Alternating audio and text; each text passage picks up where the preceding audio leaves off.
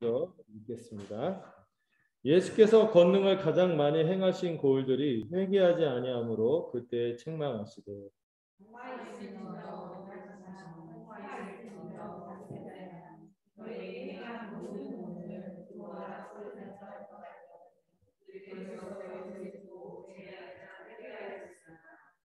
내가 너희에게 이르노니 심판날에 들어와시오니 너희보다 견디기 쉬우리라.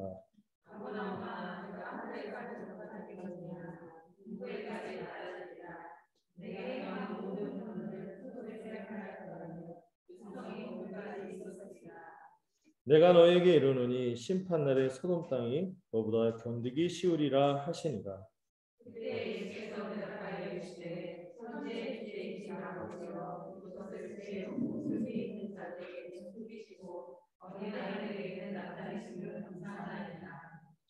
올소이다. 이렇게 된 것이 아버지의 뜻이니이다.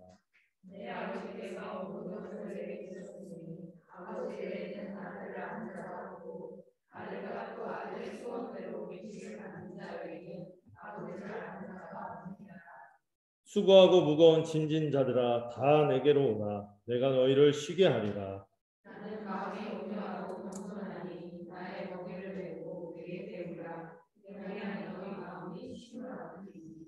함께 읽겠습니다. 이는 내 멍에는 쉽고 내 짐은 가벼움이라 하시니라.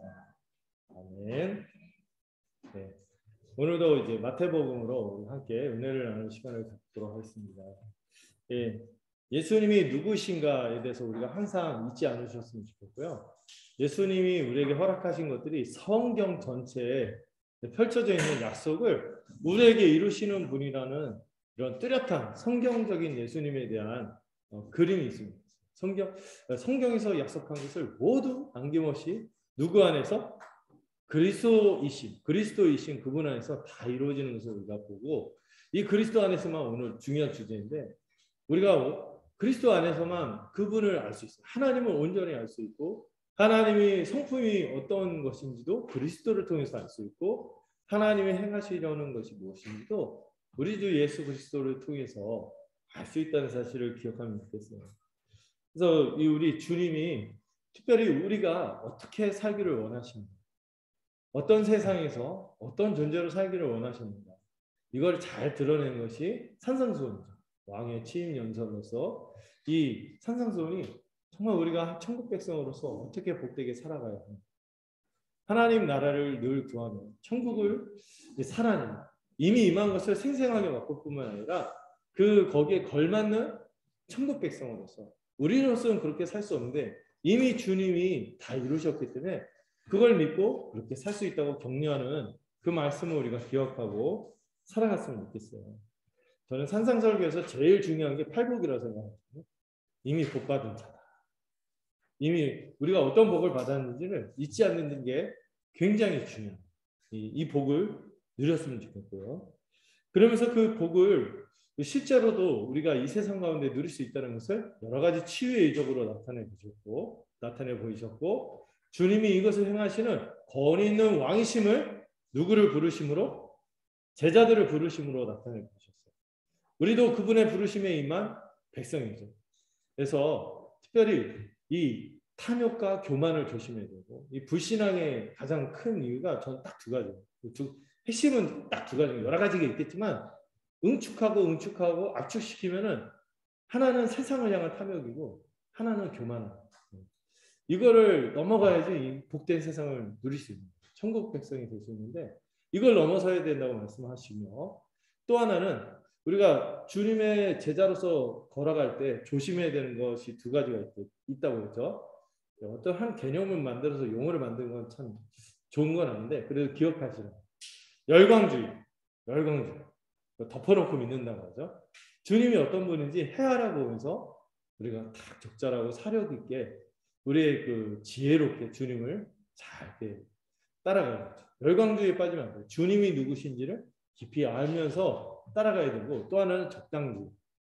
자기가 미리 그냥 선을 정해놓고 그 이상 뛰어들지 않는 것도 우리가 이 제자의 길에 있어서 조심해야 되는 것이며, 그리고 우리를 향한 부르심이 왕의 부르심이라면은 우리가 항상 이 지점에 대해서 조심해야 됩니다. 열광주의와 적당주의를 조심하라. 이걸 좀 기억하시면 좋겠어요.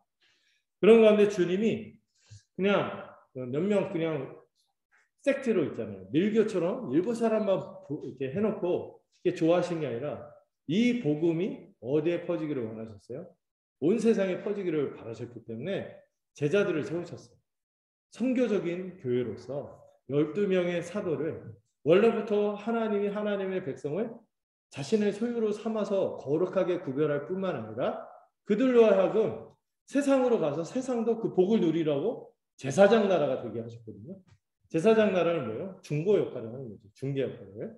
그런 역할을 하도록 이 제자들을 하나님이 처음에 이스라엘 백성도 12지파로 세웠듯이 제자들도 12명의 사도, 보냄을 받은 자라는 별칭으로 그들을 부르시면서 따로 세우셨어요. 그래서 교회는 중요한 게 교회는 보편 공동체라고 하잖아요. 자기들만 좋아하는 그런 게 아니에요.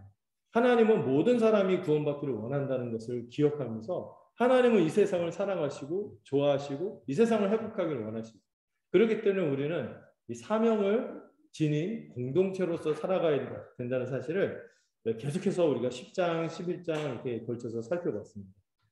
그래서 먼저 우리가 12 사도를 기초로 세워진 참대 하나님의 백성인 것을 기억하며 또 처음에 하나님께서 누구에게 먼저 보냈죠? 하나님의 의리가 있잖아요.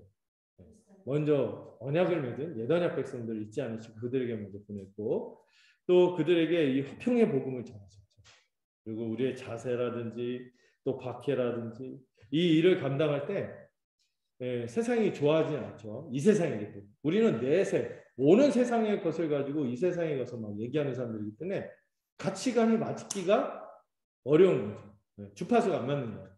그러니까 세상과 불화할 수밖에 없다. 그래서 주님이 이 땅에 그 화평을 주러 온 것이 아니라 어떤 측면에서는 검을 주러 왔다고 얘기한 것이 이 가치관의 충돌이 일어날 수밖에 없다는 것이죠. 그렇기 때문에 우리는 복음의 영광과 복을 누리면서 사는 측면도 있지만 어느 면에서는 항상 모두 함께 동받는다. 고난, 박해, 비방 이런 게 따라와 온다는 것을 잊지 말아야 한다고 주님은 말씀하셨죠. 여러분 주님도 어떤 욕을 들었어요? 바알세불이라는 욕까지 또 이 12장은 또 그 욕이 나오거든요.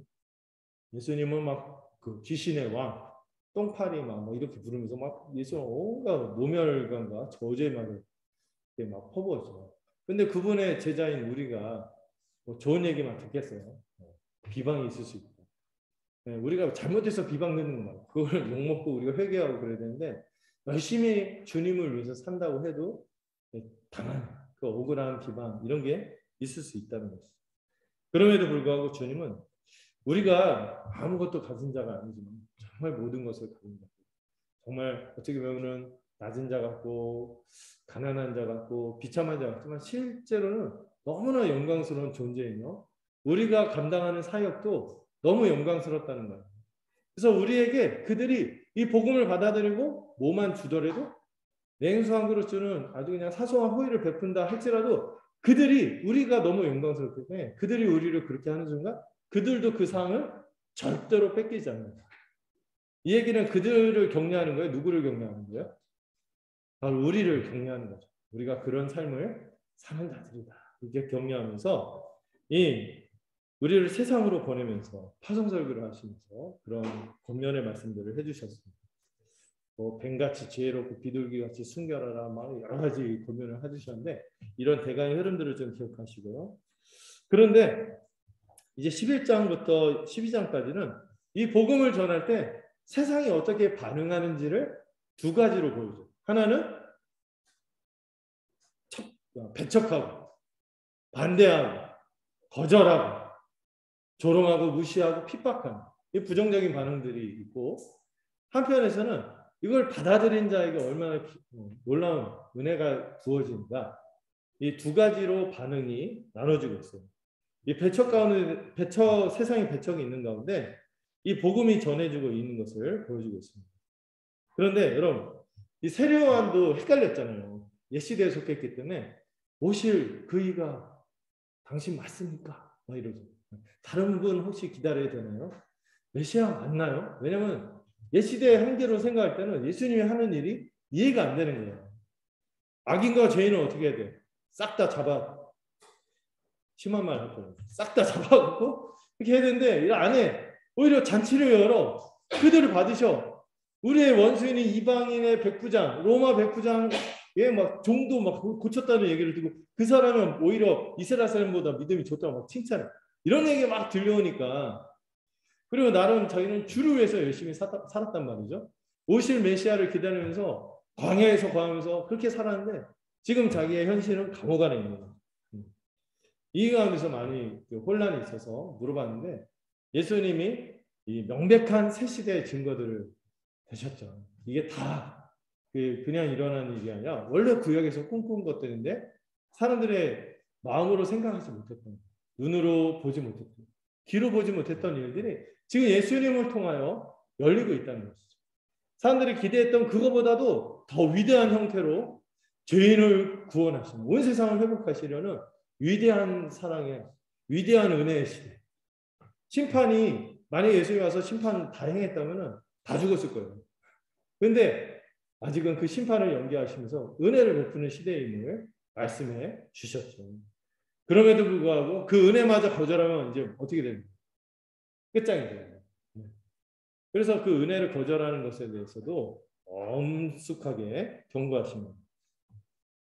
그리고 우리에게 또 아주 큰 격려를 해주시죠. 우리가 누구보다 낫다? 세례요한보다 낫다.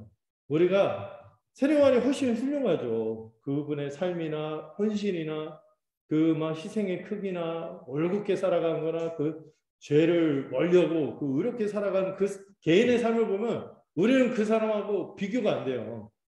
근데 세례요한이 구약에서 제일 크다고 했을 때 세례요한보다 더 위대한 사람이 구약에 없었을까? 있었을 거예요. 근데 왜 세례요한이 제일 크다고 하죠? 여자가 낳은 사람 중에 제일 크다. 왜? 그때까지. 왜? 바로 예수님을 예비하는, 누구도 비교할 수 없는 그 예수님을 예비하는 역할을 했기 때문에 그가 가장 크다고 했어요. 그런데 그거보다 우리가 더 크다는 거예요. 가장 작고, 우리 중에 좀 이상한 사람 있잖아요. 우리 중에 없는 것 같아요. 어쨌든 예수 믿는다는데 조금 약간 좀 모자라고 좀 아쉬운 이런 사람이라 할지라도 누구보다 낫다? 세례요한보다 낫다는 거예요. 어떻게 그게 가능하죠? 그리스도 안에. 이런 답이 그냥 술술 나오는 게 저는 그냥 좋아요. 너무 중요한 진리이기 때문에 이거 모르고 신앙생활하는 분들이 많거든요. 그래서 막 어떻게 구약의 모범을 얘기하면서 내가 그대로 안 살기 때문에 나는 그 2등 시민 찌질해 이러는데 그렇지 않다는 거죠. 우리가 누구 안에 있다? 그리스도 안에 있기 때문에. 그리고 우리가 살면서도 우리보다 괜찮은 사람이 많이 보일 거예요. 그럼 마음속에 생각하세요. 천국에 가서 보자. 진짜 그리스도 안에 있는 거야. 이게 중요한 거죠. 누구 뭐 비교할 필요가 어디 있어요. 각자 주님 앞에서 주님 안에 있으면 족한 거죠. 그 위대한 천국 백성에 대한 얘기를 하시고, 그리고 참된 지혜는 그 행위로 옳다는 것을 드러낸다고 했죠. 이 지혜는 진리와 연결된 것인데 사두개인이라든지 바리새인이라든지 그 당시 종교 지도자들, 그 예수님을 배척받고 있고 제자들도 배척받고 있지만 그 시대에 각광받고 있는 주류들, 그들은 어때요? 그들의 행위는 열매가 없어요. 어떤 생명도 살리지 못해요. 어떤 거룩의 열매도 맺지 못해요. 그러나 주님의 진리, 지금 비록 세상에서 딱 봤을 때는 우리끼리는 천국 백성이 가장 크다 그러는데 세상에서 딱 볼 때는 이제 보잘것없는 그 추리하고 그냥 예소한 그런 공동체로 있는 것 같지만은 우리에게는 뭐가 있어요? 우리에게는 이 새로운 생명, 이 새로운 생명의 기이나 놀라운 축복스러운 삶이 있다는 거죠. 변화된 삶이 있을 거예요. 생명력이 있을 거예요. 그것으로 우리의 오름을 입증해 나갈 것이다. 그리고 아마도 그거는 산상선에서 말하는 바 이 거룩한 천국 백성의 모습이 될 것입니다. 우리가 무엇인가 업적을 드러내는 것보다 더 중요한 것은 우리가 정말 주님이 말씀하신 이 팔복에 나타난 이 천국 백성의 성품과 그런 삶, 거룩한 삶. 세상에서 뭐 대단하게 뭔가 이루지 못하더라도 이런 사람으로 살아가는가가 우리의 오름을 입증하겠죠. 열매로 안다고 열매. 자, 이렇게 말씀을 하시고 나서 갑자기 주님이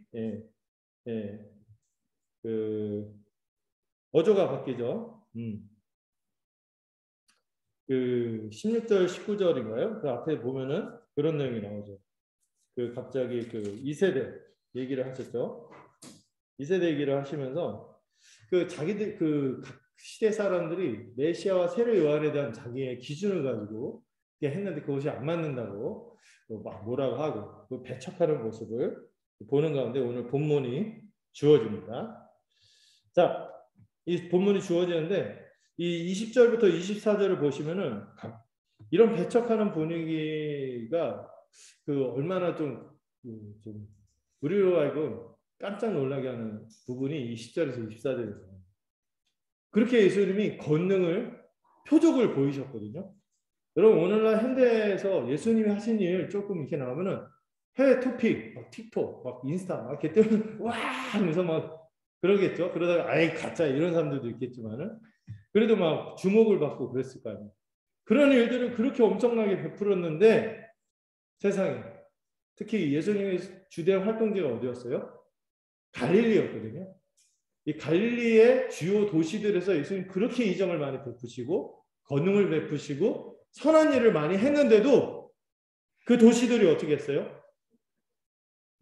이 세대에서 비판인데 이번에 그 실제 어떤 그 마을들 도시들이 회개하지 않는 거예요. 회개가 뭡니까? 회개는요 일단 죄에서 돌이키는 거죠. 죄에서 돌이키고 끝이 아니라 이제 기본적인 성격이 뭐죠? 자기 마음대로 사는 거 아니에요. 자기 중심적으로 사는 것에서 이제 하나님의 뜻대로 살기 위해서 하나님과 관계를 맺고 하나님 중심으로 살아가는 거예요. 천국 백성으로 새로운 세상에 걸맞는 그런 삶을 받아들이며 거룩의 열매를 나타내면서 살아가야 되는데 이 사람들이 그 놀라운 이적을 보고 심지어 막 예수님이 먹이시기도 하고 살리시기도 하고 병을 고치기도 하고 귀신을 쫓아내고 그런 일들을 하셨을 거 아니에요. 그런데도 불구하고 돌이키는 사람이 많지 않았다는 거예요. 있긴 있는데 많지 않았다는 거죠. 회개를 어떤 분이 한마디로 이렇게 정리했거든요. 하나님과 바른 관계를 맺는 거예요. 관계는 한번 설정된 것뿐만 아니라 그 관계를 유지하기 위해서 노력이 또 필요하잖아요. 근데 이들이 거기서 실패하는 거예요. 회개하지 않는 거죠. 권능을 굉장히 많이 행했어요. 본문에 그렇게 나오죠. 권능을 정말 많이 행했다고 해서 많은 시간을 여러분 예수님이요 그 중심지인 유대 그 남쪽 그 예루살렘 이런 데보다도 예수님 주된 활동지가 이제 북부 쪽 이 갈릴리에서 많이 활동하셨거든요. 여기서 시간을 많이 들였고 공도 많이 들이셨고 제자들도 그 출신들을 많이 뽑았고 그래서 갈릴리에 머물면서 많이 사역을 했는데 회개하지 않아요. 나중에 보면 예수님 고향에서도 그런 일이 이제 뒤에 보면 나타나는데 이런 일들이 일어나는 거죠. 그래서 막 이런 생각을 하는 거예요. 여러분 그러잖아요. 이적이나 어떤 체험 막 이런 거 하면 내가 믿어보겠다. 근데 그거 일어난다고 믿을까요? 안 믿는 거예요. 이적, 초자연적인 거죠. 일상에서 안 일어나는 거 이런 거 하면 내가 한번 믿어볼게요. 그런 일이 일어나도 할지는 몰라도 믿지는 않을 거예요. 믿는다는 그 사실을 머리로 인정한다는 것이 아니라 자기가 거기에 걸맞게 인격적으로 헌신한다는 것으로 말한다. 믿음으로 말하면 믿는 사람이 드물 거예요. 이걸 알 수 있는 게요. 구약에서 정말 엄청난 이적들이 많이 일어난 때가 있었습니다. 예수님과 방불한 그런 이적들이 많이 일어난 시대가 있었어요. 언제냐면은 북이스라엘, 북쪽에 있는 이스라엘이 멸망하기 전 그리고 멸망의 길로 가는 그 북이스라엘이 가장 타락했을 때 누가 활동했죠? 두 명의 선지자. 성이 같죠? 엘리야, 엘리사. 둘이 부자 관계 아니에요. 그냥 앞에 글자만 다른 거고 사제 관계인데 엘리야와 엘리사가 활동할 때가 가장 북이스라엘이 타락했을 때. 그리고 엘리야도 엄청나게 기적을 많이 베풀었죠. 죽은 사람도 살리거든요. 엘리사도 그렇고 막 제가 얘기했죠. 대머리라고 놀렸더니 막 곰이 막 나와갖고 그래서 저도 많이 이런 머리 없다 뭐라 하시면 안 돼요. 우리 서로 머리 없는 것에 대해서 뭐라 하지 않기.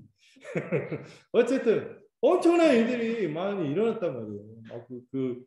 거의 예수님이 일으킨 그 기적 비슷한 게 많이 있어요. 예를 들면은 막 떡을 조금밖에 없는데 떡을 많이 먹게 한다든지, 기름이 막 끝도 없이 막 나온다든지, 엄청난 일들이 많이 일어났거든요. 근데 그 시대가 회개했나요? 회개하지 않아요. 북이스라엘이 하나님께 돌아왔나요? 안 돌아와요. 끝끝내 안 돌아와요. 얼마나 그 죄성이 깊고 회개하지 않는지.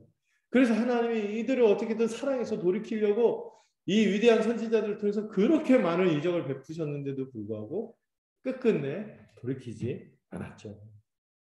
가장 바알 숭배가 지독하게 있었고, 이 바알 숭배 특징이 뭔지 아시죠?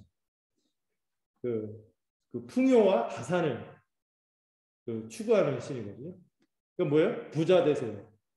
이런 거죠. 또 하나는 다산하고 이 섹스하고 관련된 거죠. 아주 음란한 거. 여기서 못 벗어나는 거예요. 못 벗어나요. 제가 가득하고 하나님을 경외하고 거룩하게 살기보다 이걸 저버리고 자기 그냥 마음대로 막 살아가는 시대였던 거죠. 그래서 하나님 어떻게든 얘네들 이제 돌이키려고 그렇게 이적을 베풀었는데도 거절했어요. 그때와 마찬가지로 주님은 그 당시 이스라엘 백성들한테 이게 회개하자는 것에 대해서 이 똑같은 그림이 벌어진 거예요. 이 에도락 시대의 한계죠. 그래서 주님이 뭐를 선언하십니까? 2번이나 화가 있을 것이다. 저주와 심판을 선고하십니다. 여러분 그 있잖아요. 신앙생활 하다가 막 그런 얘기하시는 분들 있잖아요. 내가 살다 봐. 내가 한번 이런 좀 아주 황홀한 경험이 있어요. 뭔가 좀 남이 하지 못했던 그런 경험들 한번 하면은 내가 더 잘 믿을 거예요. 막 이런 얘기들 하시잖아요. 나도 한번 막 아팠다가 확 낫다든지, 막 갑자기 엄청난 어떤 죽을 뻔하는데 갑자기 하나님이 살리셨다든지, 아니면 막 그런 것들을 내가 막 그 능력들 이런 것들을 경험하면은 내가 더 잘 믿을 수 있을 거예요. 근데 실상은 안 그럴 수 있어요. 놀라운 이적들이나 이런 것 체험들이 우리의 믿음을 만들어내거나 좋게 만들지는 않은 것 같아요. 그때는 혹할 수 있어요. 근데 참된 믿음으로 이끌지는 않는 것 같습니다. 오히려 이적이 베풀어지고 이렇게 막 그러잖아요. 새롭게 하소서. 옛날에 간증 프로 있었잖아요. 새롭게 하소서 하면은 꼭 그 레파토리가 있죠. 하나님 죽어라 안 믿고 그러다가 막 그 병 걸려서 갑자기 하나님이 돌이키도록 해서 내가 하나님 믿게 됐습니다. 막 그런 얘기들은 와 부럽다. 나도 한번 저런 엑스타시한 아주 스펙타클한 경험 한번 해봤으면 좋겠다. 근데 여러분 그 처지가 되고서 얼마나 고생하고 그래갖고 그냥 간신간신 돌아온 게 이게 쉬운 일인가요? 아니죠. 여러 가지 상처도 받고 배신도 받고 그것 때문에 하면서 막 돌아오는 거는 별로 좋은 건 아닌 것 같아요. 그냥 모두 왜 하나님께서 그렇게까지 하시는가 너무 불신하고 불순종하니까 이런 배경에서 이런 것들을 하는 거를 우리가 그렇게 부러워할 필요는 없어요. 오히려 이게 그냥 어떻게 밍밍한 것 같은데 밋밋한 것 같은데 근데 꾸준히 내가 믿음 가운데 살아가는 이게 귀한 복일 수도 있어요. 자, 어떤 사람들은 그렇게 많이 체험을 하고 경험을 하고 해도 끝끝내 믿음을 갖지 못한 사람도 있다는 것을 보는 거죠. 그리고 어쩌면 그런 경험을 하고 그런 놀라운 진리를 받고 막 이렇게 도전을 받은 것이요. 오히려 어떻게 보면 그 결국엔 불신앙과 불순종으로 간다면 그 책임이 더 커져버리는 거죠. 이런 어떤 자극적인 신앙이죠. 이런 것들은요. 잠깐 눈과 귀를 사로잡을 뿐이지 열매 맺게 하지는 않아요. 그러니까 제가 보니까 정말 열매 맺는 믿음이 어디에서 나오는가. 저는 듣는 데서 나와요. 듣는 데서. 진리를 들을 때 누가 가만히 안 계세요? 성령님이 역사하실 때 이 하늘의 은혜와 생명이 주어지거든요. 그래서 여러분들 듣는 거를 멈추지 마세요. 들음에서 믿음이 난다. 이 들음에서 우리가 참된 믿음으로 갈 수 있는 것입니다. 이것만이 진정한 회개와 믿음으로 나아가는 것이죠. 예수님의 제자들로 모인 사람들은요, 듣는 사람들이었어요. 들었고 그 진리를 받아들였어요. 이 듣고 받아들이는 것 자체가 하늘의 역사죠. 그 사람이 막 원래부터 잘 이렇게 수용적인 사람이라 그런 게 아니라 그렇지 않더라도 정말 하늘의 은혜가 임해서 들을 때 참된 믿음이 있는 거죠. 자, 오늘 본문을 좀 보시면은 예수님이 주로 활동한 그 갈릴리의 사역지들이 이름이 좀 나옵니다. 일단 두 군데 하고 한 군데 이렇게 비교해서 보여주고 있어요. 먼저 나오는 두 군데가 고라신, 그 다음에 베세다. 우리 입에 안 맞는 지명이죠. 고라신, 베세다인데 이게 다 회개하지 않은 도시로 예를 드는데요. 이 갈릴리 북쪽에 있는 해안을 끼고 있는, 해안인지 이게 호수가인지 잘 모르겠어요. 제가 지리에 가긴 한데 어쨌든 북쪽이래요. 예수님이 주대 활동지였고 많이 권능을 나타낸 곳이죠. 그런 도시들이고 특히 베세다는 누구 고향? 베세다니까 베드로하고 연관이 있겠죠. 자, 그 발음이 비슷하다 그런 게 아니라 베드로하고 이 어부들 활동 그 고향이 이 베세다였대요.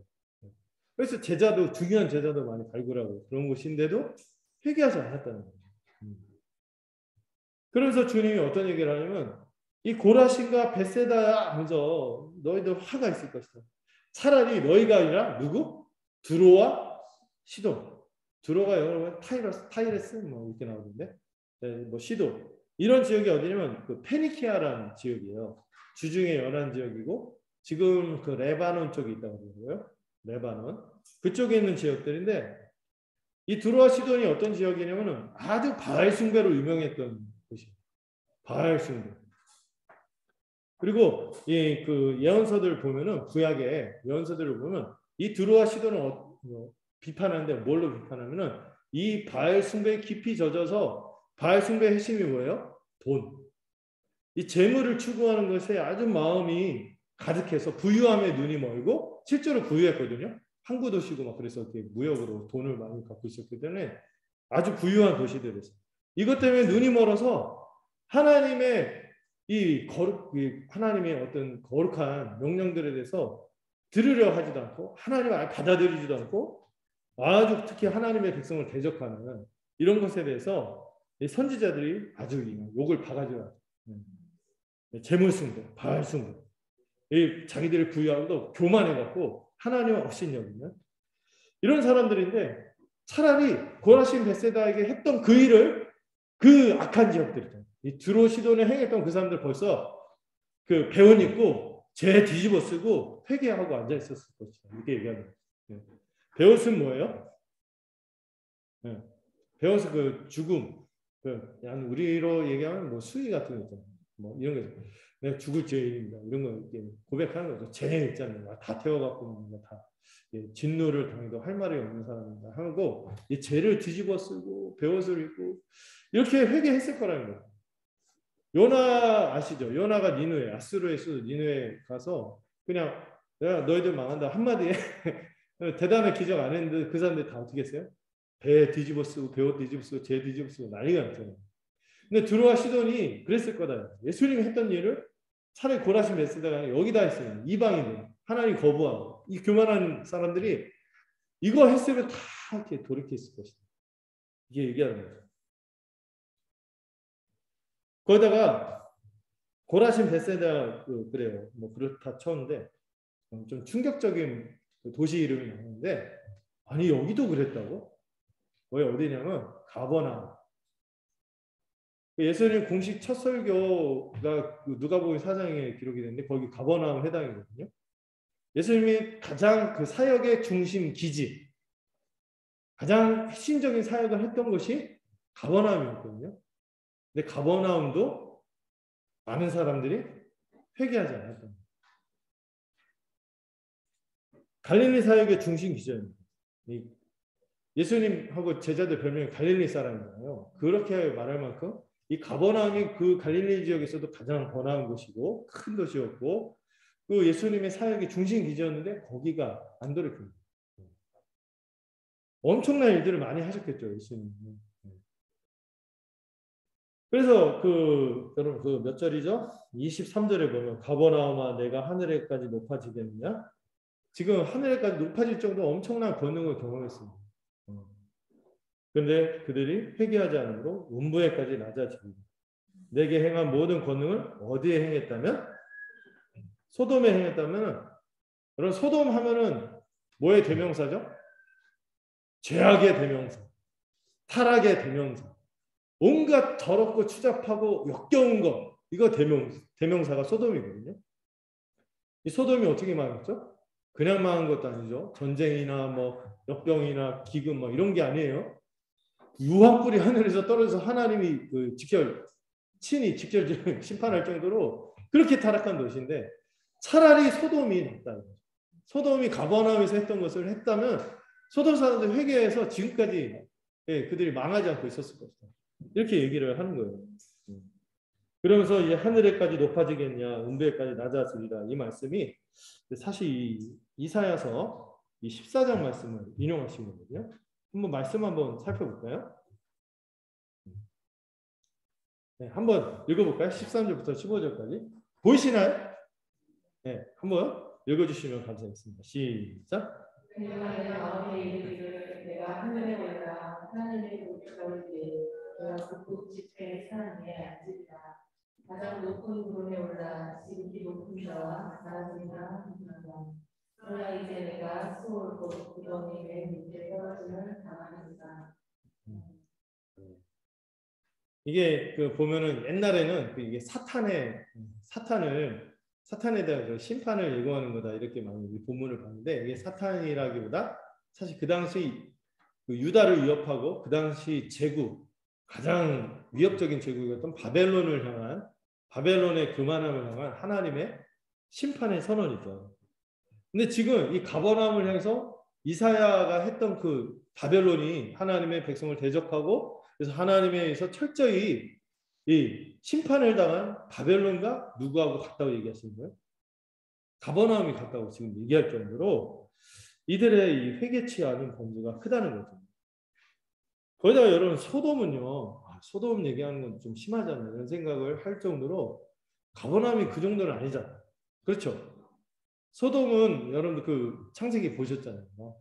뭐 동성 강간에다가 나그네를 함부로 하고 막 온갖 범죄가, 이 포악과 부패가 가득하고, 사람들이 막 어린애들까지 다 속이 막 썩어 문드러져 있고, 이게 그냥 아주 그냥 추잡한, 아주 그냥 끔찍한 그런 범죄가 가득한 도시가 소돔이었는데, 왜 가버나움이 더 그들보다 그러냐 이거죠. 그들이 차라리 예수님의 표적을 봤다면 그렇게 심각한 죄인에도 두려워서 돌이켰을 텐데, 바뀌었을 텐데 안 그랬다는 거죠. 여러분, 사실 예수님이 이 권능을 행한 도시들에게 이렇게 아주 거칠잖아요. 심판을 선언하신 장면이 사실 우리의 여덟 마음이 좀 보드랍지 않습니다. 보드랍은 우리에게 좀 불편하게 다가올 수도 있어요. 우리는 어떤 말과 행동을 하더라도 모든 사람이 모든 것이 괜찮을 것이라고 보장해주는 이런 사랑의 복음을 듣기를 원할 수도 있겠죠. 우리는 심판 얘기하고 지옥 얘기하고 소돔같이 막 유황불 이런 얘기하면은 좋아하지 않습니다. 왜냐하면 우리 괜히 세련된 척하면서 은근 심판, 우리가 그런 죄인이다, 이런 심판받아 마땅한 자다, 이런 사실을 얘기하는 게 껄끄러워요. 인정하기 싫은 거죠. 근데 여러분, 외면할 수 없는 게 있는데, 복음은 사랑의 구원의 복음이기도 하지만 이 복음에는 심판도 담겨 있습니다. 여러분, 만약에 복음에 심판이 없다면은 그냥 사랑의 복음이기만 하면은 그거는 아무것도 아니에요. 좋은 소식일 수가 없어요. 왜 좋은 소식인 거죠? 이런 심판에서 구원받기 때문에 좋은 소식인 거죠. 심판이 없으면 그냥 놔두면 되는 거예요. 아무것도 아닌 이야기에 지나지 않는 거죠. 오직 심판이 실제로 있다는 것을 우리가 기억할 때, 이에 대한 경고를 들을 때마다 우리는 어쩌면 우리 자신이 마비되어서 죄와 사망의 저주에 깊은 잠에 걸려 있을 때, 이런 심판의 경고들이, 메시지들이 우리의 영혼을 뒤흔들고 우리의 어떤 고착화되고 매너리즘에 빠지고 이런 우리를 흔들어서 깨우고 하는 역할이 이런 복음의 측면입니다. 이거를 받아들일 때 우리가 진짜 자유로워질 수 있어요. 그냥 사랑의 복음만 하는 거는 양심을 마비시키고 현실을 잘못 보게 하고 우리의 실상도 못 보게 합니다. 잘못되고 있는데 돌아보지 못하게 합니다. 근데 주님이 이런 얘기를 하심으로 우리도 그 경성한다고 해서 깨어서 정신을 차리는 거예요. 근신하는 거죠. 자, 아까 얘기했던 얘기를 다시 돌아와서 오늘 이방이 두로, 시돈, 소돔 그 객관적으로 누가 더 아주 나쁜 놈들이에요? 생각하기만 해도 추잡하고 역겹고 이런 사람들이 어디예요? 두로, 시돈, 소돔 사람들이에요. 근데 그 사람들보다 회개하지 않은 이스라엘 백성들. 그들 나름대로 좀 잘 살려고 하는 사람들이거든요. 열심히 살고 뭐 율법 지키려고 하고 적당히 이렇게 하나님의 백성이라고 생각하고 거의 막 절기도 지고 막 이렇게 했겠죠. 그런데 이런 사람들이 오히려 심판을 당하기가 쉽고 오히려 심판날을 견디기가 쉬운 게 그 악하다고 하는 사람들이 더 견디기 쉽다는 거예요. 왜 심각한 죄악이 가득한 이방 도시들보다 지금 예수님이 권능을 나타냈을 때 회개하지 않는 자들이 왜 그들의 심판이 더 큰가 생각을 해야 돼요. 왜 그러죠? 그들이 거절하는 거예요. 복음과 메시아의 분명한 표적이었기 때문에. 그들이 그냥 자신이 갖고 있는 그런 범죄보다도 더 심각한 게 뭐냐면 사실 그거 떠나서 하나님의 거룩하심 앞에 다 정죄를 받아 마땅한 자들인데 이거를 구원할 그 복음과 이걸 그 구원의 소식을 가져다주고 그들을 위해서 몸소 자신을 제물로 바치실 그분에 대한 거절이기 때문에 여러분 이 고라심, 벳세다, 가버나움은요 이제까지 있었던 인류 역사에서 가장 최고와 절정의 계시와 표적 그리고 가장 위대한 하나님이 친히 육신을 입고 오신 그 구원을 행하시는 그분을 경험한 거예요. 맛본 거예요. 그런데 이를 거부한 것이죠. 왜 그렇게까지 거절했어요? 객관적으로 그건 나쁜 사람들이 아니거든요. 두로, 시돈, 소돔이 훨씬 나쁜 놈들이죠. 왜 그들이 그런 더 큰 심판에 처합니까? 그들이 갖고 있는 그 문제를 제가 아까 처음에 얘기했죠. 왜 세상이 복음을 거절하는가? 두 가지가. 세상의 탐욕, 자기 위. 이 부분이 그렇게 예수님을 지독하게 거절하고 복음의 가장 큰 대적이고 가장 큰 심판의 대상으로 여겨지는 것이 이 두 부분이기 때문에 그런 것이죠. 이것 때문에 주님을 그 엄청난 축복과 엄청난 이적과 표적인데도 불구하고 이를 무시하고 거절했어요. 그리고 거기에 대한 대가를 치르게 되는 것이죠. 여기 그러죠. 너희보다 견디기 쉬우리라. 너희보다 견디기 쉬우리라. 너보다 견디기 쉬우리라. 이 말을 두 번이나 반복하죠. 그래서 이런 얘기를 할 수 있어요. 그래서 어떤 분들이 그런 얘기죠. 지옥에 등급이 있다고. 심판에도 등급이 있다. 아니 지옥과는 똑같죠. 아니에요. 여기 본문에 보면은 더 많이 맞는다는 얘기도 나오고 더 견디기 쉬울 거다. 이런 얘기가 나오죠. 어떤 것 때문에 등급이 있냐? 이 죄의 질 때문에 그 죄 자체의 그 심각성 때문에도 등급이 낮아지기도 하지만 이 복음에 대한 태도가 이걸 갖고 온다는 게 무거운 거예요. 차라리 모르고 안 믿는 게 낫지. 그래서 복음 안 전할까요? 모르고 안 믿는 게 나을까? 그러면 안 되죠. 근데 모르고 범하는 것보다 그 복음을 듣고 알았는데도 불구하고 이것을 무시하고 멸시하고 거부하는 범죄가 더 책임이 크다는 것입니다. 알고도 모르고 믿지 않는 자보다 알고도 믿지 않는 자가 더 많이 맞게 될 거라고 분명히 그 본문에서 얘기합니다. 나중에 마태복음 뒤에 보면 그런 메시지가 또 나와요. 근데 이 말씀을 볼 때, 그러니까 복음을 잘 믿어야지 하고 다른 사람들 생각할 수가 없어요. 이 본문은요, 어쩌면은 교회 다니는 우리들에게 더 무겁게 다가갈 수 있는 메시지입니다. 어떤 분이 그런 얘기를 했어요. 교회 다니는 사람들이 어쩌면 심판날에 특별한 어려움에 처할 수도 있다. 예수님이 그 공동체 안에 계시지 않기 때문이 아니라 오히려 그 안에 계셨기 때문이다. 이런 얘기예요. 교회 모든 구성원은 예수님을 소유하게 됩니다. 교회 안에 들어올 때 구원이 있다고 했죠. 교회 안에 들어올 때 예수님을 소유하죠. 왜? 주님의 말씀을 듣잖아요. 그동안 감추어졌던 건데 지금 감추어진 게 없이 그 분명한 주님의 계획과 주님이 앞으로 이 역사를 어떻게 이루어가고 지금 어떻게 섭리하시고 또 우리 가운데 어떻게 임재하시고 역사하시는지를 알려주는 이 명백한 복음의 메시지들, 말씀이 선포되고 있어요. 또 교회가 있잖아요. 교회가 있어서 우리가 얼마나 실제적으로도 이 지체들이 한 몸으로 다가오는 게 그냥 무슨 협동조합처럼 이렇게 다가오는 게 아니라 우리가 주님을 믿는 하나님의 아들을 믿는 믿음으로 함께 살아가기 때문에 오기 때문에 우리 지체가 나를 돕고 나를 외롭지 않게 하고 나를 지지하고 격려하고 헤맬 때 나를 정신 차리게 하고 이게 다 누구로부터 온다고 우리가 또 받아들여요? 우리 예수님으로부터 오는 것이고 또 받아들이고 살잖아요. 이렇게 누려요. 거기다가 눈에 보이도록 보이는 은혜, 보이는 복음으로 성례, 우리 다음 주에 성례하죠. 성찬. 이 세례와 성찬 이게 있기 때문에 이미 주님을 소유하고 있어요. 근데 이 말이 좀 무서운 말입니다. 하지만 예수님은 교회에 다닌 모든 사람들을 다 소유하지는 않는다. 이 말이 무서운 거예요. 주님은 하늘의 은혜와 자비로 실제로 변화한 자들, 참된 믿음을 가진 자들만 소유하기 때문에 이 말씀이 무서운 거예요. 하나님이 행하시는 구원이나 이런 자비들은 분명하죠. 근데 우리가 정말 믿는 자, 이 지점에서 생각을 해봐야 돼요.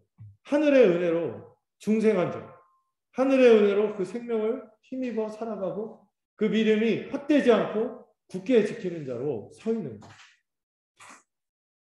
그렇지 않다면요, 그 히브리서에 막 한번 그 성령의 비추임을 받고 이게 성령의 그 중생의 역사를 얘기하는 게 아니에요. 일반적인 교회에서 우리가 누릴 수 있는 이런저런 막 감동이라든지 막 이런 것들 있잖아요. 근데 이게 참된 회심이나 중생하고 연결이 안 될 수도 있거든요. 히브리서 11장 26장 한번 볼까요?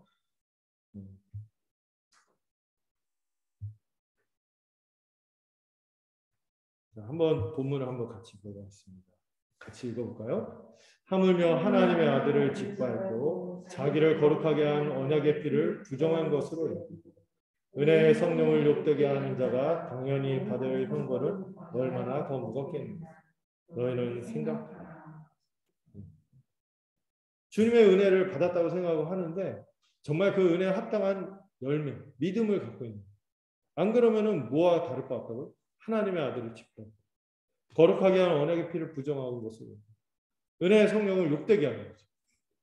자기는 구원받았으니까 괜찮다. 거룩하게 살지 않아도 괜찮다. 막 살아도 괜찮다는. 늘 주님 앞에서 날마다 죽고 날마다 그 복음을 붙잡고 살아가야 되는데 그걸 멈추는 거죠. 빌립보서에서 그런 표현이 있어요. 십자가의 원수로 지는 자기 배만 위한다. 그게 밖에 있는 사람들한테 얘기하는 게 아니거든요. 교회 안에 있는 제가 신자 얘기하는 게 아니에요. 교회 마당만 밟고 자기는 신자라고 하지만 실제로 신자가 아닐 수도 있는 이런 사람에 대해서 성경은 곳곳에서 이렇게 경고하고 있어요.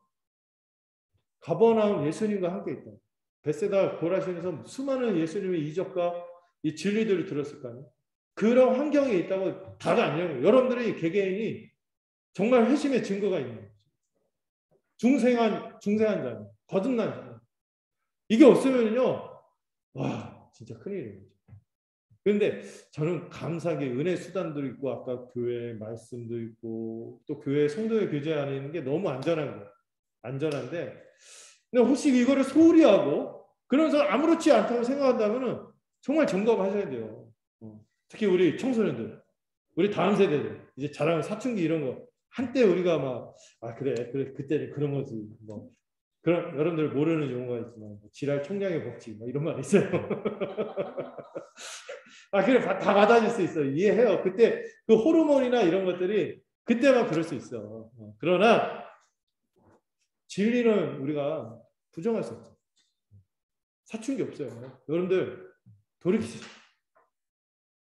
또 우리 어른들도 마찬가지. 저도 늘 두려운 거예요. 두렵고 떨림으로 구원을 이루라고 했거든요.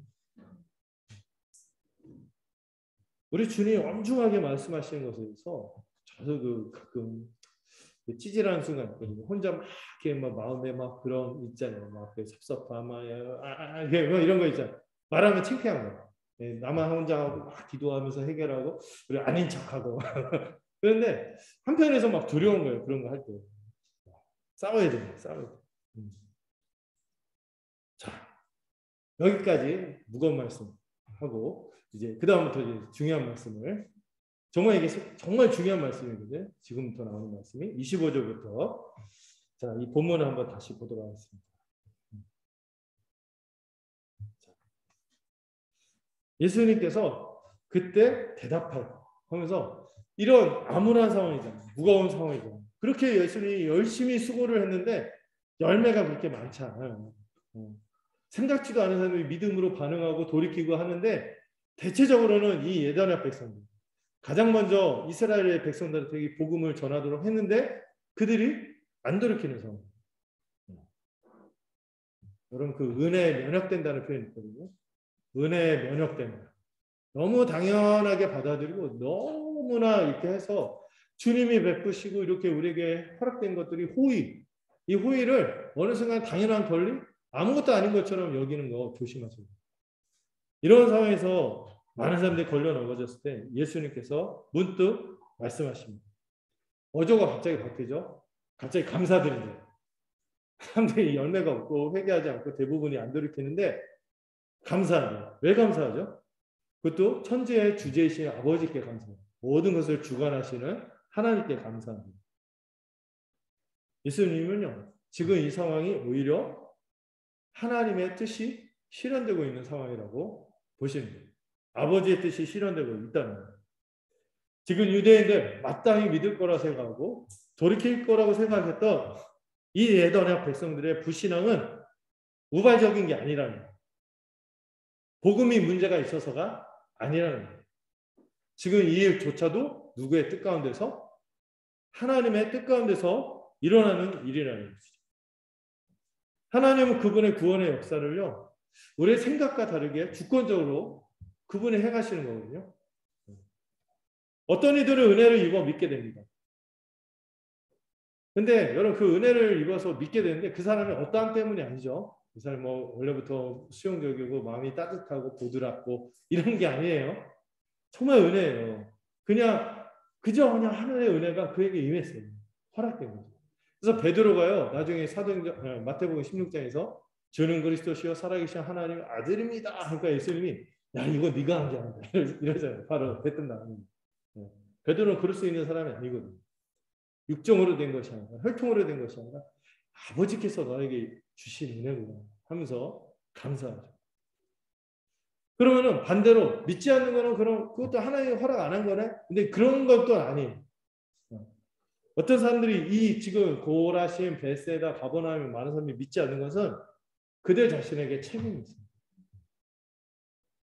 약간 이게 모순되지만 실제인 거예요. 사실 모두가 다 싹 다 심판을 당해 마땅한데 그 중에 어떤 사람들이 하늘의 은혜가 임해서 믿는 게 감사한 일이에요. 근데 예수님이 딱 보니까 어떤 사람이 은혜를 입고 어떤 사람이 은혜를 못 입는가 이거를 약간 살펴보게 해주시는 말씀을 하세요. 어떤 사람에게는 이 하늘의 은혜가 숨겨지고 이 구원에서 좀 더 멀어집니까? 세상에서 지혜롭다고 하고 슬기롭다고 하는 사람들에게는 이 복음의 진리가 감춰집니다. 여기서 지혜롭고 슬기로운 사람들은 누굴까요? 우리가 이렇게 살펴봤지만 복음의 가장 주적이었던 주된 대적자였던 누구죠? 바리새인과 서기관입니다. 자기가 나름 하나님의 진리를 안다고 하는 이런 사람들이 오히려 이 주님의 복음에 대해서 대적하고 평행선을 달려왔습니다. 이들의 문제는 뭐라고요? 이들은 하나님의 의를 추구한 것이 아니라 누구의 의? 자기 의를 추구합니다. 열심은 있었지만 참된 하나님의 진리 여기에 대해서 열린 마음으로 배우려고 하고 들으려고 하지 않고 자기 의만을 추구했고 그들에게는 감춰지고 말았어요. 이들은 가장 주된 특징이 뭐라고요? 자기는 죄인이 아니야. 자기 나름 열심히 하지 않아요. 의인이라고 생각했기 때문에 그렇게 됐습니다. 교만한 사람들은 자신이 지혜롭고 어린아이가 아니라고 생각하죠. 여러분들 끝까지 여러분들 어린아이처럼 살았어요. 어린아이같이. 뒤에도 그런 교훈이 나오는데 정말 내가 지혜가 있다, 뭐가 안다 이렇게 하지 말고 늘 배우세요. 어린아이 같은 마음으로 받아들이세요. 이들의 가장 특징은 자기는 마땅히 하나님의 백성 구원받아야 할 자로 여기고 있다는 거죠. 그렇게 생각하다가 가장 어리석은 죄인이 되어 지옥에 떨어지고 마는 것이죠. 이게 복음이 갖는 놀라운 점이에요. 주님이 뒤에서도 주기적으로 말씀하지만 먼저 된 자가 나중되고 나중된 자가 먼저 된다고 하시기 때문이죠. 이거는 이미 구약에서도 증거된 말씀입니다. 이사야서 29장 14절을 보시면 이런 말씀이 있어요. 제가 이거는 읽어드릴게요. 그러므로 내가 이 백성 중에 기이한 일, 곧 기이하고 가장 기이한 일을 다시 행하리니 그들 중에 지혜자의 지혜가 없어지고 명철한 자의 총명이 가라지리라. 이 백성들도 이 당시에도 교만했거든요. 그런데 3번 반복된 말이 있죠. 기이하다. 이 사람의 지혜로 알 수 없는 놀라운 것. 이 놀라운 일을 행하시기 때문에 여기에 대해서 겸손하게 받지 않으면 듣기 어려운 거예요. 또 주님이 이 아버지의 뜻을 누구에게 밝혀주신다고 말씀하십니까? 지혜로운 자에게는 숨기시는데 누구에게 계시한다고요? 어린아이들에게 계시한다. 이 어린아이들은 택함받은 자들이죠. 그리고 제자들이죠. 지금 주님에게 삶을 믿고 의탁한 제자들입니다. 여러분 그 제자들 보면은요 잘난 사람들 별로 없죠. 기껏해야 어부 좀 깊이 들여다봤더니 세리 테러리스트 이런 사람들이에요. 그 단순하고 배우지 못하고 무식하고 약한 자들이죠. 그러나 이들은 주님의 메시지에 대해서 주님의 진리에 대해서 겸손하고 수용적인 자들입니다. 이들은요 실제로 주님이 제자들을 이제 종종 부르는 게 작은 자다 이렇게 부르는데 실제로 그렇게 대단한 사람은 아닐 수 있어요. 세상에서는 그런 사람들이다. 그러나 이미 주님이 말씀하셨죠. 그들이 아무리 작은 자라도 누구보다 위대한 세례원보다도 위대한 천국 백성이죠. 하늘에서는 그렇지 않은 거예요. 하늘의 진리의 눈이 열렸고 이미 영광스러운 천국 백성이 된 사람이죠. 잘난 사람 아니에요. 그러나 주님에게 무엇을 주었기 때문에 마음을 주었어요. 진리에 대한 열린 마음을 썼어요. 주님의 모든 가르침에 관심을 두고 그분의 삶에 관심을 두고 그 주님에게 인격적으로 자신을 던졌어요. 몰두하는 열정이 있었고 헌신의 태도를 가진 자들이 제자인 거죠. 우리는 제자인가 생각해야 돼요. 종교 소비자가 아니라 제자예요. 그래서 이들에게 계시가 주어집니다. 이것이 아버지의 뜻이라는 거죠. 이거는요 인간의 막 이렇게 구도, 공부, 연구 이렇게 해서 되어지는 게 아니라 성령의 강화로만 나타나는 일인 것입니다. 그리고 이 일은 누구 안에서만 주어져요? 오직 그리스도 안에 있는 자들에게만 주어지는 거죠. 이 하늘의 은혜로 나타나는 계시이며 믿음인 것입니다. 그래서 여러분들 우리가 신앙생활하다가 복음을 받아들이는 경우들이 많아서 참 감사한데 어떤 교회들 보면 교회 안에 있지만은 실제 교회가 아닌 경우가 있어요. 이 하늘의 진리 복음에 마음을 열지 않고 여전히 자기가 갖고 있는 윤리적인 잣대, 기준 이런 것을 고집하면서 신앙생활 여기 안 들어가면은 이미 그 봄의 특징이 뭐예요? 마음의 그릇에 생각의 그릇이 뭔가 가득 차 있어. 뭐가 비집고 들어갈 그게 없어. 이걸 좀 비워내야 되는데 이게 꽉 차 있기 때문에 이 하늘의 진리가 부어질 때 다른 것으로 이미 그릇이 가득 차 있으니까 안 들어가는 거예요. 그래서 주님은 어린아이 같은 자가 천국에 간다고 했고 또 오늘 본문 이 어린아이들에게 하늘의 계시가 주어진다고 말씀하시죠. 우리는 늘 하나님의 진리를 위해서 우리의 마음과 생각의 그릇을 비워요. 열린 마음을 비우고 받아들여요. 하나님의 이 놀라운 복음의 비밀, 구원의 비밀은요, 귀로도 듣지 못했고 눈으로도 보지 못했고 마음으로도 생각하지 못했던 일들이기 때문에 그런 것입니다. 네. 여러분 나중에 고린도전서 우리 한번 고린도전서 말씀드렸죠. 1장 18절에서 29절 보면은 이런 말씀이 있어요. 다 읽어드리기는 어려우니까 부분 제가 읽어드릴게요. 십자가의 도가 멸망하는 자들에게는 미련한 것이요 구원을 받는 우리에게는 하나님의 능력이라. 기록된 바 내가 지혜 있는 자들의 지혜를 멸하고 총명한 자들의 총명을 폐하리라 하였습니다. 하나님의 지혜에 있어서는 이 세상이 자기 지혜로 하나님을 알지 못하므로 하나님께서 전도에 미련한 것으로 믿는 자들을 구원하시기를 기뻐하셨도다.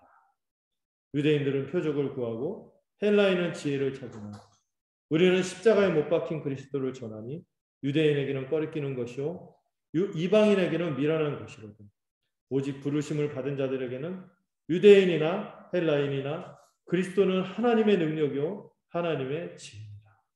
하나님의 어리석음이 사람보다 지혜롭고 하나님의 약하심이 사람보다 강합니다. 이 복음의 비밀이 이런 특징이 있기에 어린아이 같은 자들이 열리고 그래서 믿음으로 받아들인 자들이 비로소 알게 됩니다.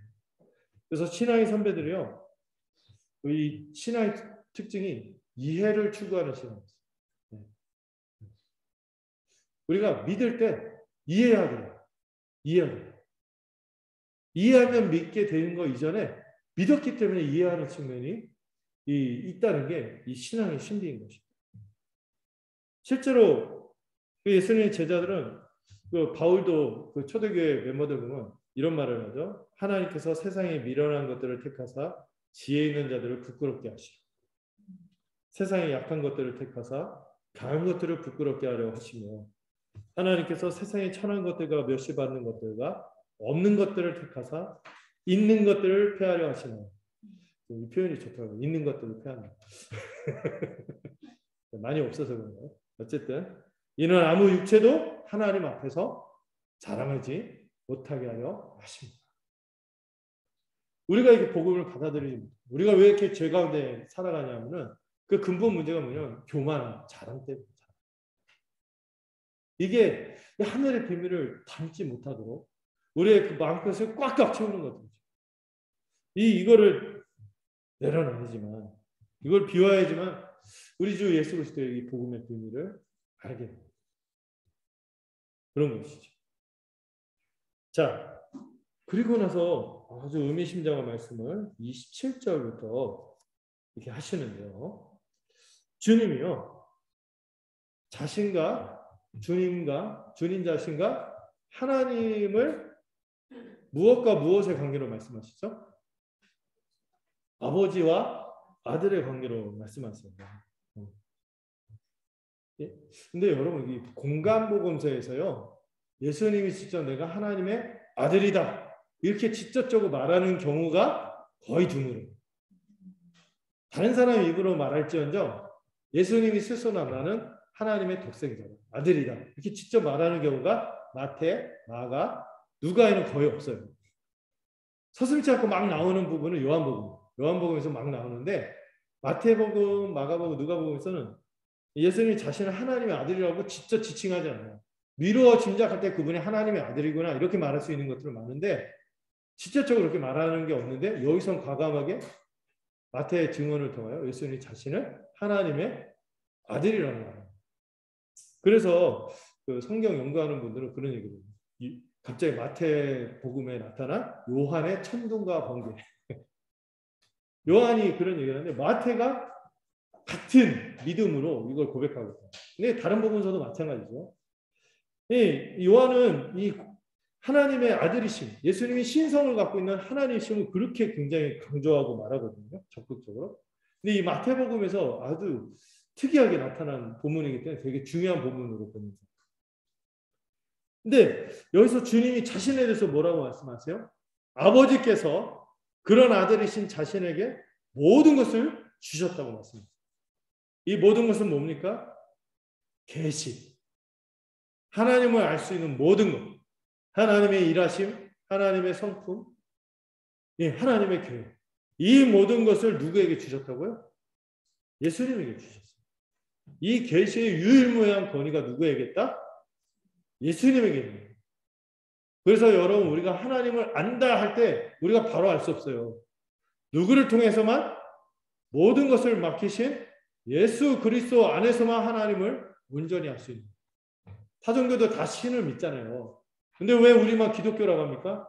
그리스도 안에서 아는 그 하나님을 우리가 믿는 거예요. 유대교로 충분하지 않아요. 이 말씀은요, 유대교에게는 충격적인 말씀이에요. 그들과 완전히 선을 가르는 거죠.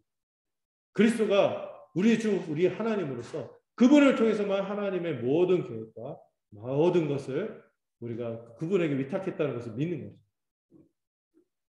이 모든 것을 주셨다는 말씀이 나중에 마태복음 28장에서 하늘과 땅의 모든 권세를 내게 주셨으리라는 말씀으로도 연결이 돼요. 바로 하나님이 예수 그리스도를 만물의 주, 만왕의 왕으로 세우셨다는 것을 나타내 보이는 본문입니다. 그리고 예수님이 그것을 좀 더 상세하게 설명하는데 아버지 외에는 아들을 아는 자가 없다. 그리고 아들도 아들 외에는 아버지를 아는 자가 없어요. 그리고 아들이 허락해서 아들의 소원대로 계시를 받는 사람 말고는 아버지를 알 길이 없다. 이렇게 말씀하세요. 그래서 이걸 용어를 좀 쓰자면은 예수님이요, 하나님과의 관계를 배타적이고 독점적인 관계. 누구도 하나님과 이 예수님과의 관계만큼 누릴 수 있는 사람이 없어요. 배타적이에요. 독점적인 관계.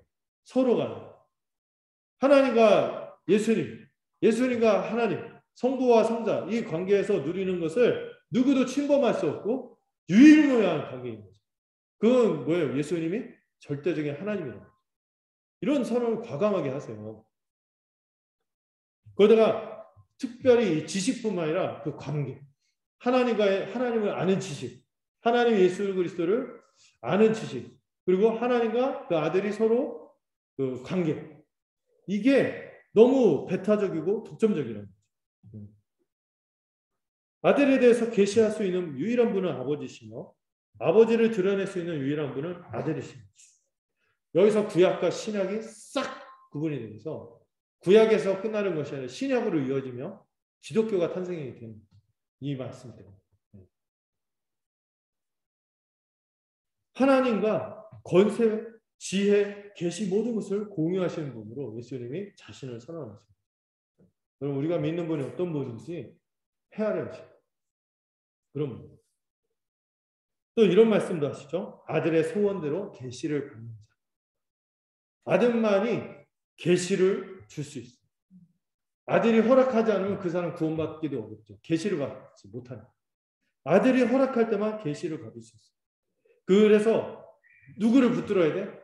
아들을 믿고 아들과 함께하고 아들이신 예수 그리스도에게 나아가는 자에게 이 아들을 통해서 하늘의 계시를 얻는 것이죠. 그리고 이를 통해서만 구원을 얻는 것이죠. 요한복음은 이거를 좀 더 상세하게 설명을 해요. 그래서 본문을 좀 더 볼게요.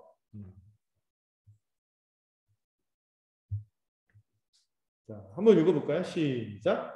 아버지께서 모든 것을 일으켜 하늘신 같이 아들도 자기가 원하는 일을 살리느니라. 아버지께서 아무도 심판하지 아니하시고 심판은 다 아들에게 맡기셨으니. 여러분, 구원과 심판이 누구에 다 맡겨졌다고요? 아들이 맡겨졌다. 또 뭐라고 하십니까? 이거를 확정하는 말씀하시죠. 아주 유명한 말씀이죠. 같이 읽어볼까요? 예수께서 이르시되 내가 곧 길이요 진리요 생명이니 나로 말미암지 않고는 아버지께로 올 자가 없느니라. 그래서 사도들이 어떻게 봤습니까? 천하의 모든 이름에 구원 얻을 만한 이름은 예수밖에 없다. 이런 얘기를 할 수밖에 없죠. 그래서 우리는 이미 아들을 알고 그 아들이신 예수 그리스도를 통하여 하나님을 알아가는 존재가 됩니다. 그래서 루터가 이런 얘기를 했어요. 삼위일체에 대해서 우리가 추측하려고 하지 마라. 하늘에 올라서 하나님이 어떤 분이신지 알려고 하지 마라. 무엇을 어떻게 행하려고 하는지, 하나님이 무엇을 어떻게 행하려고 하는지 알아내려고 하지 마라. 이 사람 예수를 붙잡아라. 이렇게 얘기했어요. 그분이 우리가 가진 유일한 하나님이시다.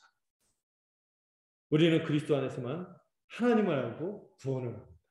이렇게 말합니다.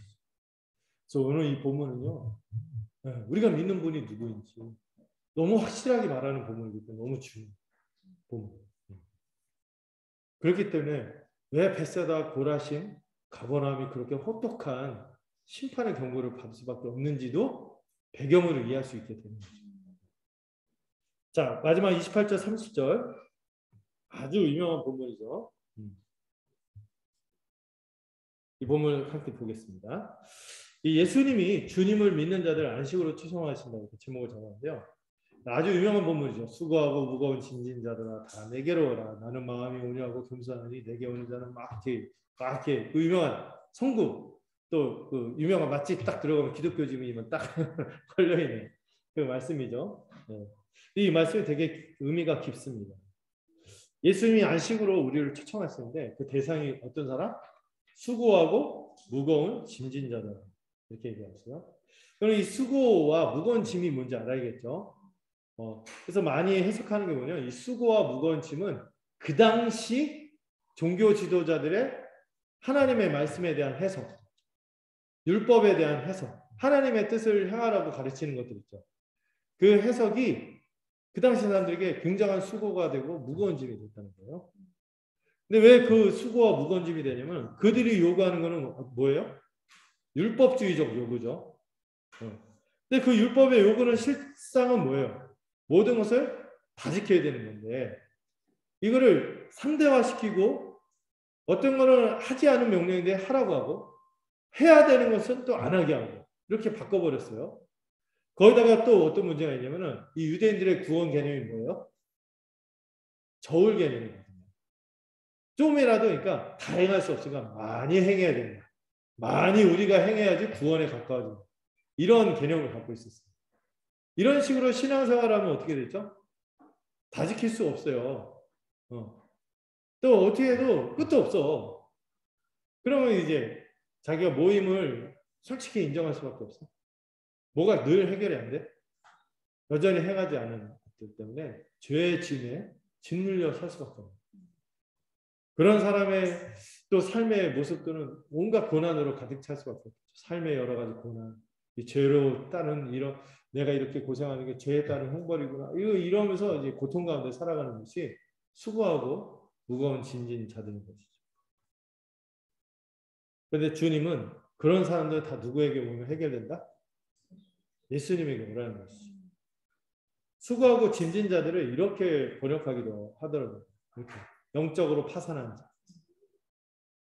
이 말씀은 어쩌면은 마태복음 5장 3절에 심령이 강한 자.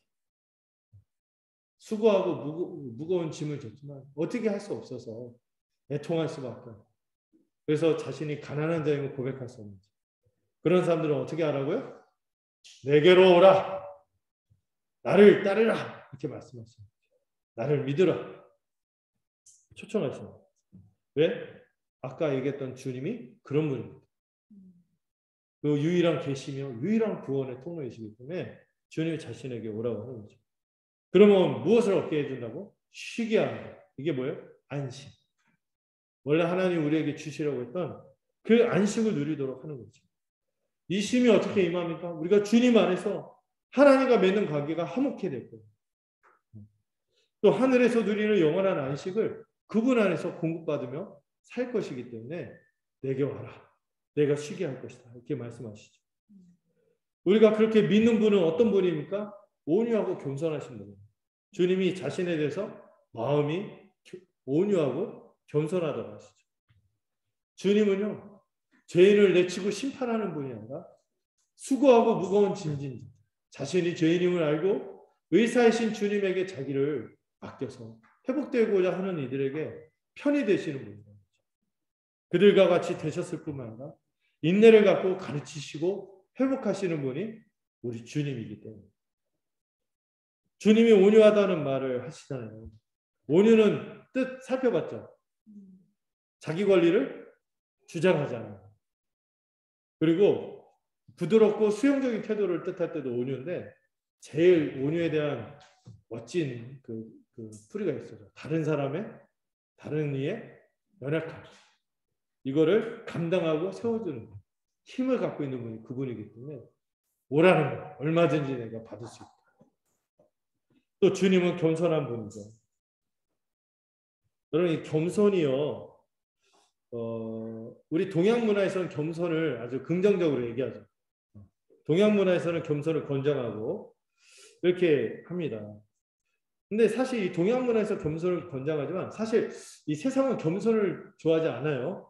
세상의 일반적인 특징은 과시, 자랑이거든요. 그런데 이 과시하고 자랑하는 오히려 요즘 시대는 자기를 어필하라 하면서 권장하죠. 근데 고대에도 그런 면이 좀 있었어요. 겸손은 누구나 갖는 덕목, 노예들이나 갖는 덕목, 비천한 자들이나 갖는 덕목으로 멸시하던 때가 그 당시 문화였어요.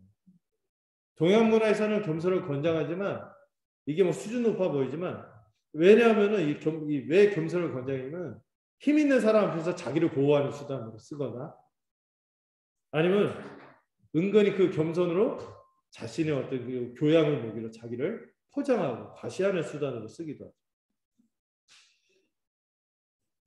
사실 우리의 기본적인 특징은 과시, 자랑 이거거든요. 죄인의 특징, 과시, 자랑이거든요. 근데 우리는 사실 겸손하라 하면 겸손하기 어렵죠. 그리고 실제로 겸손하려고 하면 실상이야 우리는. 자신이 죄인이나 실상을 드러낸 것밖에 안 돼요. 주님만이 참된 겸손한 분이시죠. 근데 주님이요 그런 노예들이나 갖는 덕목, 비천한 자가 갖는 덕목을 자신에게 적용하고 내가 그렇게 너희와 함께하고 너희를 회복하기 위해서 겸손한 자로 왔다 이렇게 얘기하는 거죠. 우리가 그 주님을 믿는 자들이기 때문에 어떻게 살아야 합니까? 본문을 하나 더 살펴볼까요? 이게 마지막 본문일 것 같은데 같이 한번 읽어볼까요? 시작. 아무 일든지 다툼이나 하려고 하지 말고 오직 겸손한 마음으로 각각 자기 나라를 맡게 두고 각각 자기 일을 돌보며 또 각각 다른 사람의 일을 돌보아 나의 기쁨을 충만하게 하라. 우리가 왜 겸손해야 되냐면 주님이 먼저 겸손하시고 주님 안에 있는 우리가 주님의 성품을 갖고 있기 때문에 그렇습니다. 이 특징이 뭐예요?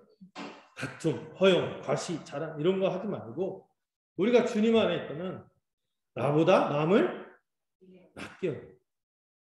그리고 이 겸손한 자의 특징이 뭐예요? 자기 일을 돌아볼 뿐만 아니라 다른 사람의 일을 돌보고 자기를 내어주는 것이 겸손의 특징인 것이죠. 주님은 마음이 겸손하다고 했죠. 이 마음이 카르디아인데 이 전인격. 예수님은 그 자체가 온유고 겸손해요. 온유하고 겸손 덩어리십니다. 그러면서 우리에게 나의 멍에를 매라고 말씀하십니다. 이 멍에가 뭐냐면 경작하도록 소들을 연결하는 도구예요. 여러분들 그 옛날에 농사 짓는 거 보면 소들 이렇게 나무 같은 거 서로 이렇게 엮어갖고 같이 그 밭을 갈도록 하잖아요. 그게 멍에인데, 근데 여기서 멍에는요, 거기 팔레스타인 멍에는요, 가로가 아니라 이게 세로로 되어 있어요. 무슨 말인지 알겠죠? 가로로 하면 같이 이렇게 가는 거잖아요. 세로로 져 있으면 어떻게 돼요? 앞에 소가 힘이 센 소. 그 소가 이렇게 가는데 여기는 거들뿐.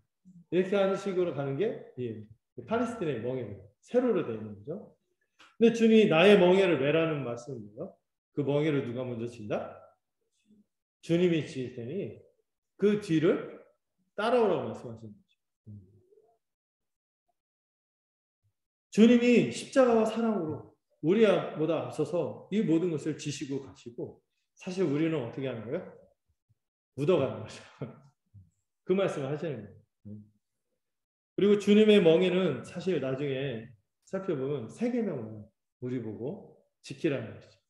주님이 십자가사라고 우리의 죄를 사해 주시고 우리를 의롭게 하시고 주님과 한 몸으로 만드셨으니 그 한 몸이 된 우리가 그 주님의 은혜 안에서 주님이 진 멍에를 쥐고 그 세 계명으로 서로 사랑하는 말씀을 받아들이고 따라가라는 거죠.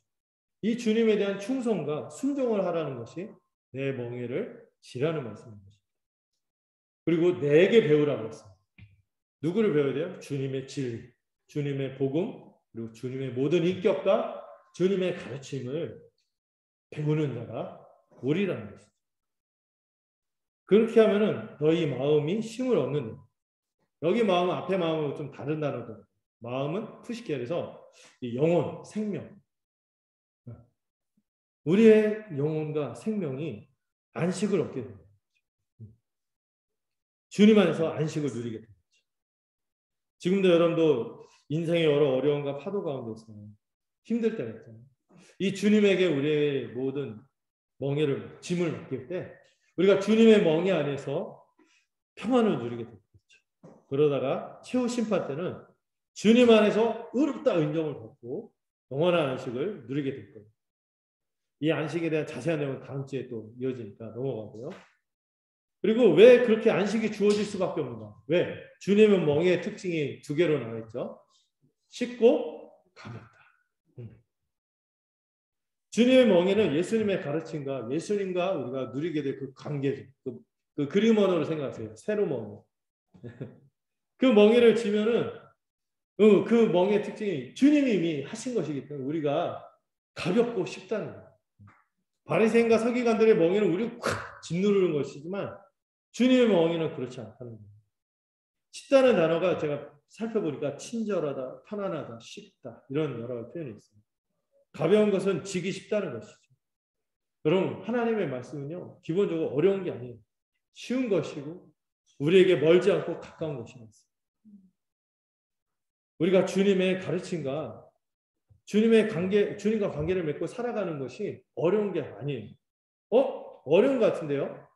주님 말씀 보면은 주님은 결국에 이제 절대 복종, 세상과 보라 이런 거 요구하니까 어려운 것 같지만은 여러분 왜 어렵지 않다고요? 그림을 생각하죠. 새로운 멍. 주님이 이미 우리 앞서서 그 멍에를 지고 뚜벅뚜벅 먼저 가셨기 때문에 우리는 그냥 따라가기만 하면 되기 때문인 거죠. 주님과 연합한 자로서 그분이 이미 짊어지신 그 십자가의 멍에 그 공로 거기서 오는 것들을 받아서 공급받고 도움을 받고 쉼을 누리며 살아가기 때문에 그런 것입니다.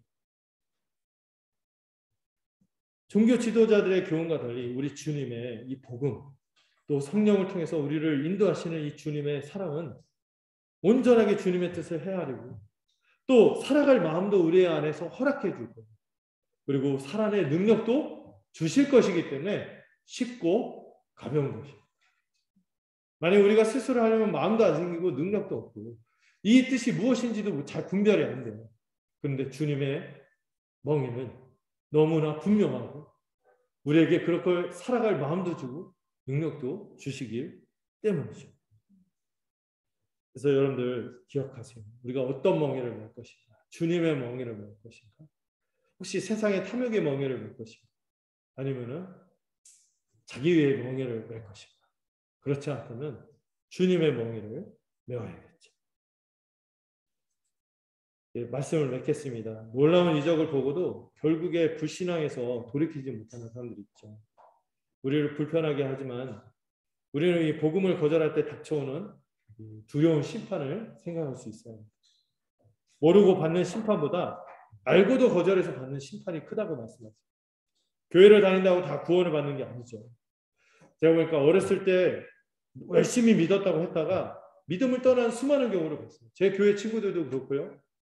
신학교 심지어 같이 다녔던 친구 중에서 믿음을 저버린 친구를 본 적이 있고 어떤 경우에는 장로고 목사고 한데도 믿음에서 떠나는 경우, 타락하는 경우를 봤어요. 여러분 두렵고 떨리는 마음으로 우리의 구원을 이뤄가야 합니다. 주님은 어제를 평가하는 것이 아니라 바로 오늘을 평가하시는 분입니다. 우리 그리스도 안에서만 구원에 이르는 지혜가 있다는 사실을 기억하시기 바랍니다. 예수님을 붙잡고 살아가야겠죠. 과거에 읽은 어떤 글이다, 순간의 감정이다, 기억이다 이런 식으로 신앙생활을 하면 안 돼요. 오늘의 진리, 오늘의 감동, 오늘의 삶에서 생생하게 예수를 구하고 만나게 그분 안에서 쉼을 얻을 수 있어요. 주님은 지금도 우리에게 내게로 오라, 나에게 안식을 얻으라고 하십니다. 여러분 지고 있는 멍에는 뭡니까? 세상의 짐, 율법주의의 짐이 아니라 주님의 멍에를 메고 이 멍에를 메고 주님이 앞서 가시기 때문에 우리에게 이 멍에가 쉽고 가벼운 것임을 감사함으로 받아들이며 살아가는 여러분이 되시기를 간절히 소망합니다. 기도하겠습니다. 주님, 어떤 이들은 진리를 듣고도 많은 은혜를 경험했지만 참된 믿음에 이르지 못하고 불신앙에서 돌이키지 않는 것들을 보게 됩니다.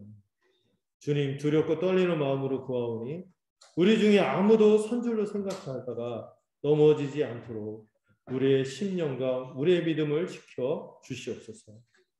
오직 그리스도 안에만 구원에 이르는 지혜가 있음을 알고 어제의 복음이 아니라 오늘의 복음으로 살도록 성령으로 우리를 이끌어 주시고 충만케 하옵소서. 주님이 주시는 참된 평가가 안식을 누리기를 소망합니다. 저와 더불어 서현의 모든 가족들이 사망으로 몰고 가는 세상의 짐들이나 율법주의 짐으로부터 벗어나서 주님이 주시는 십자가 복음의 은혜로 십자가의 길로 걸어가고 교회로서 서로의 짐을 나눠지는 믿음의 여정을 복되게 걸어가도록 붙들어 주시옵소서. 예수님의 이름으로 기도드렸습니다. 네, 찬송가 369장 들어가겠습니다.